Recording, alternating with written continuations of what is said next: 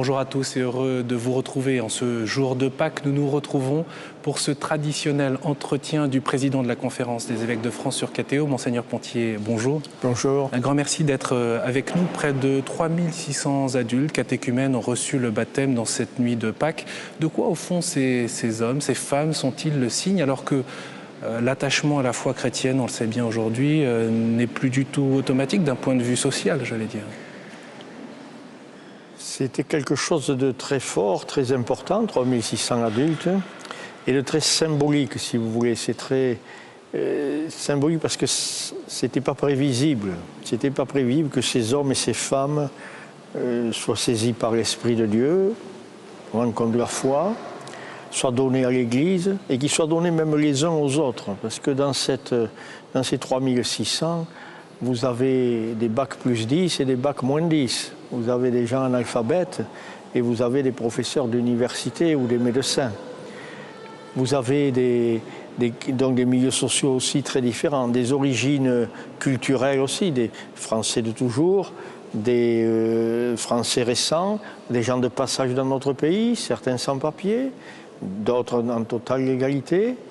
Vous avez des blancs et des noirs, des origines diverses. Vous avez des âges de 18 à 70 ans ou à 80 ans.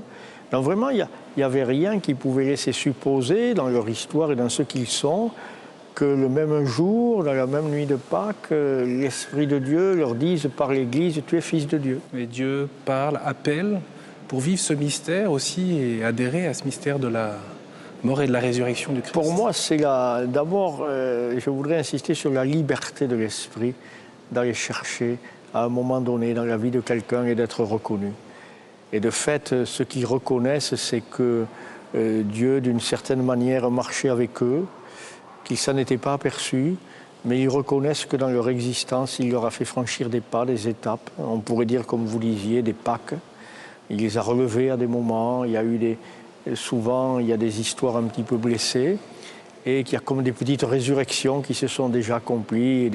Je découvre une nouvelle famille, je me sens heureux, le pardon de Dieu, voilà, des choses qui résonnent fort, fort, fort, fort à leurs oreilles.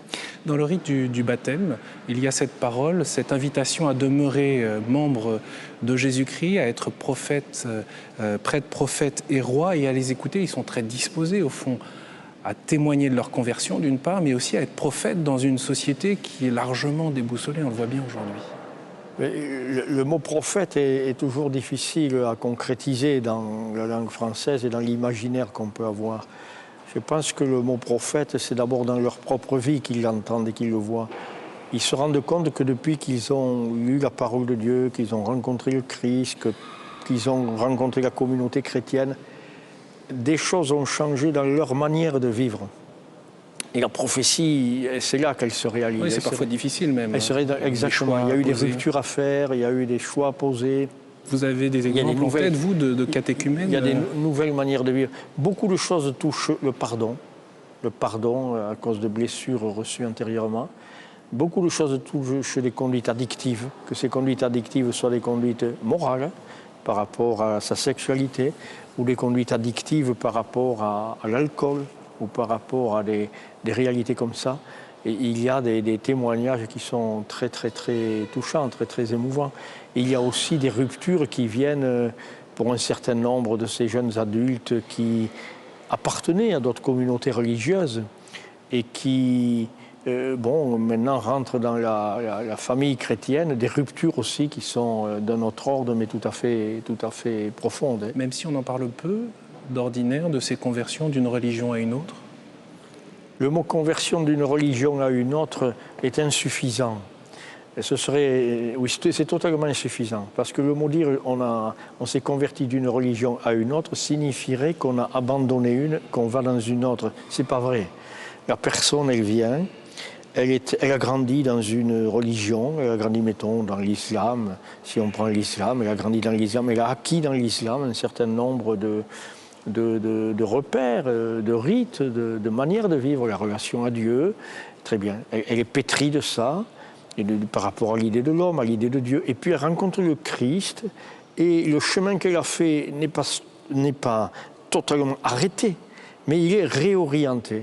Ce n'est pas un abandon de tout ce qu'on a connu, de ce qu'on a fait, mais c'est une réorientation qu'on va qualifier d'approfondissement, qu'on va qualifier de changement, qu'on va qualifier de découverte en particulier de la personne de Jésus, de la personne de Dieu qui se fait proche, de la proximité de Dieu, de la libération par rapport à un certain nombre de pratiques ou d'exigences, mais qui n'est nullement l'abandon de ce qu'il y avait de meilleur dans ce qu'on a déjà connu. Il peut y avoir des ruptures quand même. Il y a quelques ruptures au niveau des fois, la rupture peut venir non pas de soi-même, mais on est mis en rupture par sa communauté. Oui, ça peut arriver. Malheureusement, ça arrive. Monseigneur, quelle est peut-être la contribution aujourd'hui au fond des chrétiens, y compris de ces nouveaux baptisés, de ces néophytes, au bien de notre société aujourd'hui? Vous savez, les néophytes, il faut les laisser vivre. Il ne faut pas leur mettre sur le dos ce que nous, les vieux chrétiens, les vieux baptisés, nous ne sommes pas capables de porter. Alors, déjà, ils sont le lieu d'une conversion de la communauté chrétienne qui les accueille. La communauté chrétienne qui les accompagne reçoit beaucoup à travers eux parce que c'est une occasion de contempler cette œuvre de l'Esprit. C'est ça qui est saisissant. C'est un réveil de la foi de ceux qui les accompagnent en quelque sorte. Et à ce titre-là, ils sont renouvelés. Puis comme je vous dis, ils ont entre 18 et 80 ans. Bon, la forte majorité en France est entre 28 et 40 ans.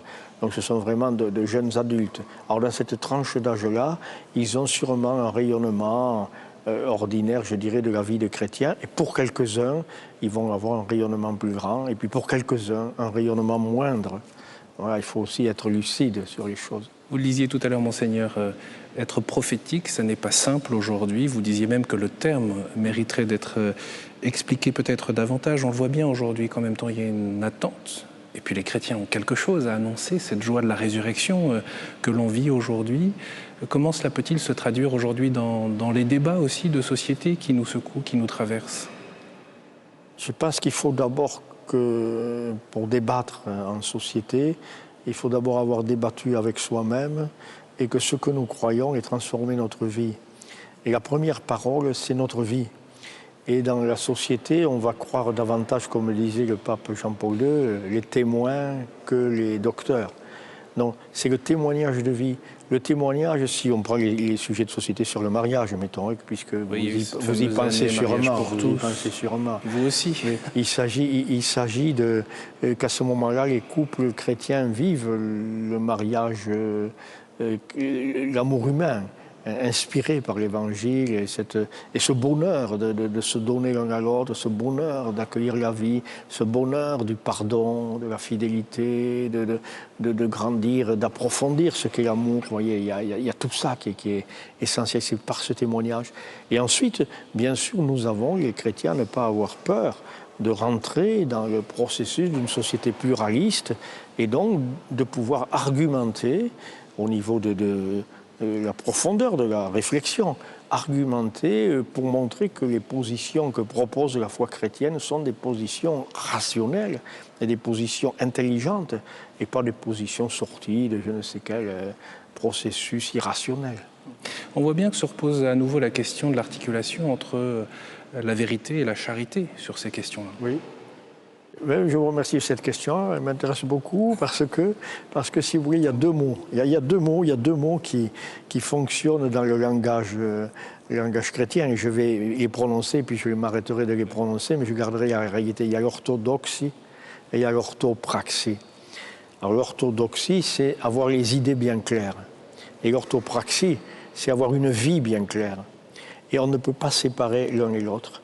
Les idées se disent par la manière de vivre, et la manière de vivre se comprend par des idées justes et s'explique. Donc pour nous, ces deux volets que vous avez qualifiés de charité, vous y ajoutez un autre aspect, c'est-à-dire que notre vie doit être tournée aussi vers les autres, mais je ne peux pas dire, à l'orthodoxie, je ne peux pas dire la foi chrétienne avec pertinence si ma vie est contraire à ce que je dis. Donc il faut qu'une unité entre ma vie et mes idées soit quelque chose un travail sur nous-mêmes. Cette société de débat nous interpelle et elle nous pousse à nous convertir et elle nous pousse à être d'authentiques chrétiens. Et c'est la première parole, ça. Et en même temps, on voit ressurgir, on n'est plus dans les années 80, et pourtant on voit ressurgir des fractures idéologiques. Ça pourrait paraître anecdotique, mais on en a parlé. Cette fameuse déprogrammation de l'intervention de la philosophe Fabienne Brugère lors de la journée de formation des délégués de pastorale familiale. On a dit qu'elle avait été déprogrammée du fait de l'action je cite, de protestation menée par des réseaux radicalisés. D'ailleurs, est-ce que vous avez été vous-même influencé par ces dits réseaux radicalisés pour que la décision soit prise de déprogrammation? Il me semble que des réseaux chrétiens ou des chrétiens qui utilisent les réseaux sociaux ne peuvent pas les utiliser d'une manière non chrétienne. Et j'invite les chrétiens qui, grâce à Dieu, utilisent les réseaux, parce que c'est une manière... C'est les réseaux sociaux, autrefois c'était la presse, on parlait par exactement. Donc ils utilisent les moyens de leur époque, mais il faut qu'ils s'interrogent sur la manière dont ils les utilisent. Et on ne peut pas défendre ses opinions d'une manière qui n'est pas acceptable. Voilà. Et ça, il y a une vraie conversion à faire là-dessus. Donc on ne va pas dire que la vérité, c'est un rapport de force, et que c'est parce qu'il y a maintenant 200 000 personnes qui pensent la même chose qu'elle est vraie. Et l'objectif de ces réseaux, c'est d'obtenir des signatures, c'est d'obtenir des clics.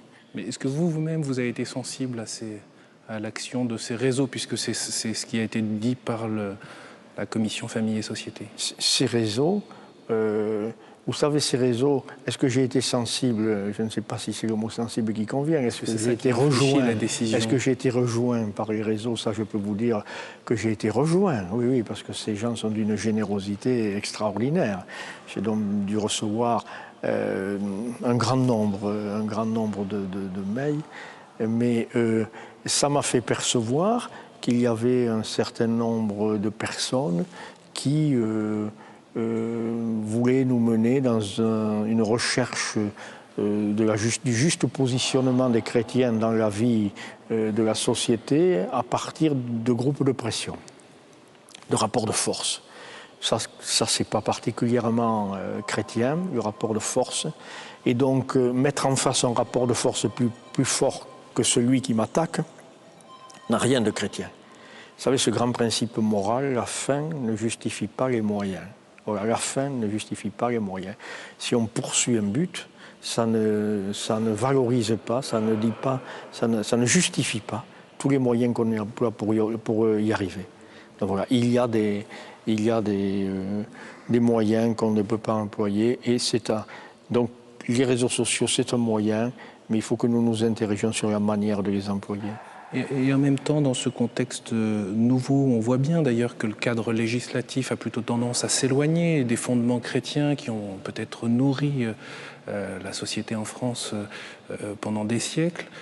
Les chrétiens ont quelque chose à dire. Est-ce que ça manifeste aussi ces questionnements d'intervention dans la société? Parce qu'il faut contribuer au débat, c'est aussi un devoir, une nécessité. La difficulté du dialogue, c'est de penser qu'il n'a pas eu lieu si ce qu'on promouvait n'est pas acquis au terme du dialogue. On dit qu'il n'y a pas eu dialogue puisque ce que je voulais n'est pas arrivé. Voilà. Le dialogue, c'est accepter qu'on prenne un risque et que ce risque s'inscrit dans une durée que je ne possède pas, que je ne mène pas.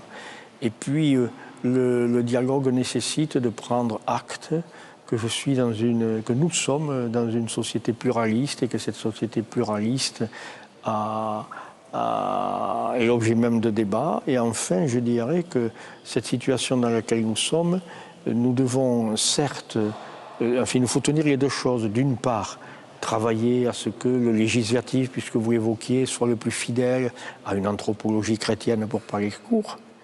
Mais en même temps, je reviens à ce que nous disions tout à l'heure, il faut aussi que nous travaillions avec autant d'ardeur à ce que nos vies soient converties. C'est plus facile parfois de lutter pour convertir la société et ses lois que de lutter sur soi-même pour se convertir soi-même, et changer de vie soi-même et vivre du Christ.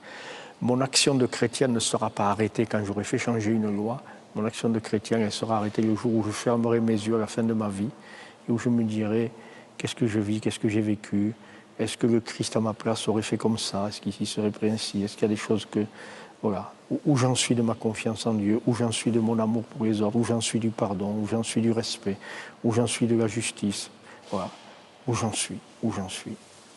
Les chrétiens, vous l'avez dit, sont traversés par ces tensions, ils sont même partagés, parfois divisés, ils se confrontent. C'est vrai aussi, au fond, des évêques eux-mêmes. Comment, en tant que président de la conférence épiscopale, vous faites coexister cette liberté d'opinion avec la communion dans l'Église? Et nous le faisons par le débat. Nous le faisons par le débat et les échanges où chacun de nous, nous ne sommes pas dans des face-à-face, mais nous sommes toujours, si on est deux, mais on est au moins trois. C'est-à-dire que les deux qui discutent, ils regardent vers Dieu et ils sont sous l'inspiration de Dieu et ils cherchent ensemble quelle est la volonté de Dieu. Ce qui peut nous permettre de dialoguer dans nos différences avec efficacité, sérénité, et voilà, c'est que nous croyons en Dieu, et c'est que ce que nous recherchons, c'est la volonté de Dieu et comment la faire aujourd'hui. Et nous sentons qu'il y a des divergences d'appréciation, et l'objectif est de voir... Elles sont normales au fond? Oui, elles sont normales tout à fait. Parce que comment voulez-vous que la vérité qui nous dépasse soit totalement perçue simplement par un courant de pensée? La vérité, c'est plus grand que nous. La vérité, c'est quelque chose qui se découvre, qui nous éclaire, qui nous épanouit peu à peu à mesure que nous marchons vers elle, à mesure que nous approfondissons, que nous nous enrichissons. Mais nul ne peut dire « j'ai la vérité, je la tiens ». La vérité, c'est Jésus qui dit « je suis la vérité ». Donc c'est mon lien au Christ qui me met dans la vérité. C'est parce que je me laisse convertir par le Christ que je deviens vérité. Mais je ne l'ai jamais, cet état-là. Je n'y arriverai jamais ici-bas. La vérité n'est pas quelque chose qu'on possède, on est possédé par elle et elle est sans cesse en train de nous changer. Et le débat de nos diversités nous permet de nous enrichir et de nous changer. Parce que je perçois dans l'autre quand même ce qu'il y a de vrai. Je ne dis pas que dans l'autre il n'y a que du faux. Je cherche la part de vrai qu'il y a dans l'autre. Et l'autre doit chercher la part de vrai qu'il y a dans mon attitude ou dans mon choix ou dans mes convictions. Et c'est quand on fait cela en disant « je n'ai pas la vérité, mais nous cherchons la vérité » que nous pouvons progresser et nous ajuster à la vérité qui est le Christ et qui est Dieu. Donc les évêques débattent entre eux de ces questions-là? Oui, bien sûr que nous débattons entre nous. Nous sommes capables de nous dire nos diversités d'appréciation, absolument. Et c'est un de mes rôles, pour moi, en tout cas je conçois comme ça le président, c'est pas celui qui dit la vérité. Le président, c'est celui qui permet que le débat s'instaure au sein d'une assemblée diverse. Précisément, peut-être en comparaison à quelques décennies, de quelle manière se posent aujourd'hui les questions de cette recherche de la vérité, y compris dans l'Église, y compris entre évêques, sur ces débats de société, d'après vous? Je ne sais pas si c'est sur des questions qu'il faudrait focaliser ou sur ces nouveaux outils, ces nouveaux moyens, si vous voulez. Ça s'est complexifié. La société s'est complexifiée par ces fameux réseaux sociaux où tout est individualisé, immatérialisé, et on ne sait plus où on a prise. Chacun a l'autonomie d'aller chercher ici, d'aller chercher là, d'aller là. Donc c'est plus difficile à nous et qu'il faut travailler, c'est qu'est-ce que c'est qui se joue aujourd'hui dans le rapport au vrai, dans le rapport à l'Église, dans le rapport au groupe d'appartenance, dans le rapport, avec ce mot, au magistère. Des choses ont bougé, des choses changent, etc. Donc ça, c'est sûrement quelque chose de nouveau. Ensuite, on voit bien que les questions anthropologiques sont des questions qui ont toujours eu une importance ces dernières décennies, mais actuellement, elles en ont beaucoup à cause essentiellement des grands progrès médicaux. Arriver à mieux connaître le génome humain donne des perspectives thérapeutiques extraordinaires, mais aussi des perspectives d'eugénisme aussi extraordinaires. Donc on a maintenant, si on prend l'écologie, ou si on prend la nature, si on prend le respect de la création, l'environnement, ces questions ont pris beaucoup plus de prégnance qu'il y a une vingtaine d'années. Donc c'est vrai qu'il y a des questions où ça se focalise aujourd'hui de manière plus forte qu'il y a une vingtaine d'années, ou peut-être les choses sociales qui demeurent réelles. Aujourd'hui, ça va être du côté plutôt des migrations. Du côté des migrations, ça va jouer, etc. Peut-être juste pour fermer ce chapitre sur les débats de société, on sait que la question de la fin de vie, ce sera probablement un des prochains débats, peut-être en tout cas dossiers qui pourraient être abordés. On sait aussi que l'actuel Premier ministre a été très combatif par le passé sur cette question-là. Comment vous abordez ce débat, cette question les chrétiens doivent-ils se saisir, réfléchir davantage? C'est clair, et on n'est pas les seuls à promouvoir les soins palliatifs et l'accompagnement de la vie jusqu'au bout. Et nous sommes nombreux à penser que c'est cela le meilleur. Et ne pas faire du matraquage à partir de 2 ou 3 ou 10 cas particuliers dont il faudrait laisser la responsabilité aux médecins et aux familles de les régler sans vouloir légiférer à tout prix. Des fois je dis c'est de l'acharnement législatif, quoi. Il y a l'acharnement thérapeutique, mais il y a l'acharnement législatif. On veut rajouter des lois, rajouter des lois, rajouter des lois.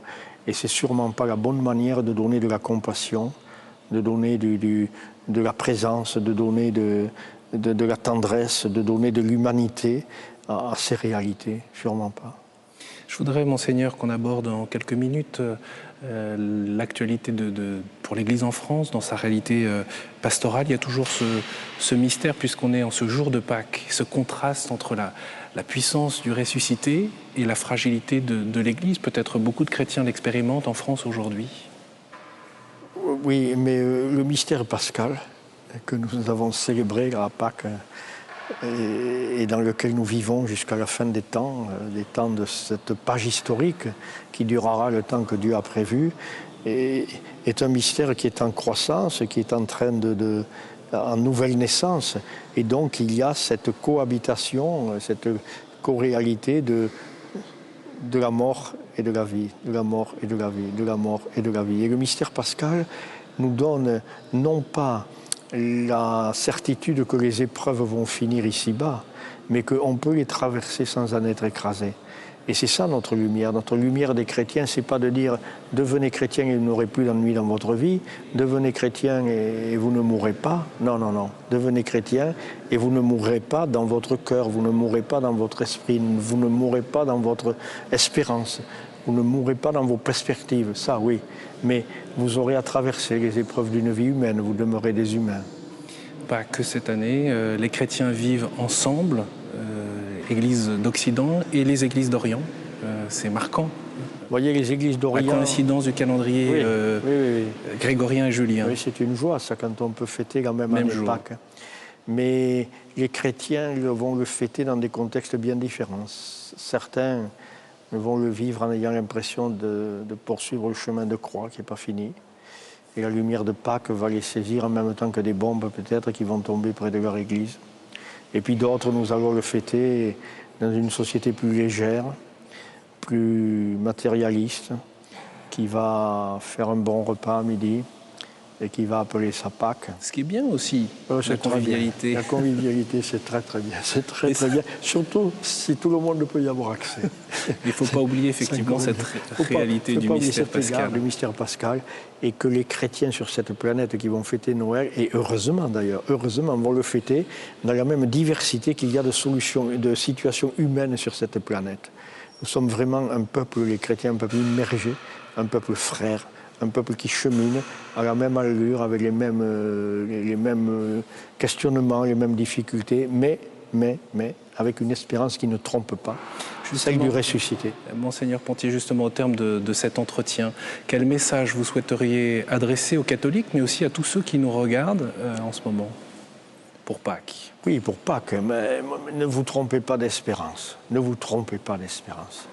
Il y a des espoirs qui peuvent nous décevoir et qui nous déçoivent. Ces espoirs, s'ils s'appuient sur des choses matérielles, ça va nous décevoir. Et l'espérance, elle ne s'appuie pas sur nous, mais elle se reçoit de la puissance de Dieu à notre égard, de la puissance de l'amour de Dieu à notre égard. Et lui, par bonté, par miséricorde, par amour pour nous, sait faire jaillir la vie de la mort, sait faire jaillir la lumière dans les ténèbres, sait nous accompagner. Et nous savons que cet horizon, c'est le nôtre, celui où il est entré, premier-né d'une multitude de frères. Et j'ai envie de dire aux chrétiens, mais aussi au-delà, regardez le Christ, il est vivant, il est avec vous, il vous attend. Merci beaucoup, Monseigneur Pontier. Belle fête de Pâques à vous et bien sûr, belle fête de Pâques à tous ceux qui ont suivi cet entretien. Vous pouvez retrouver bien sûr l'entretien de Monseigneur Pontier, du président de la Conférence des évêques de France, sur le site de KTO. Très belle fête de Pâques à vous tous.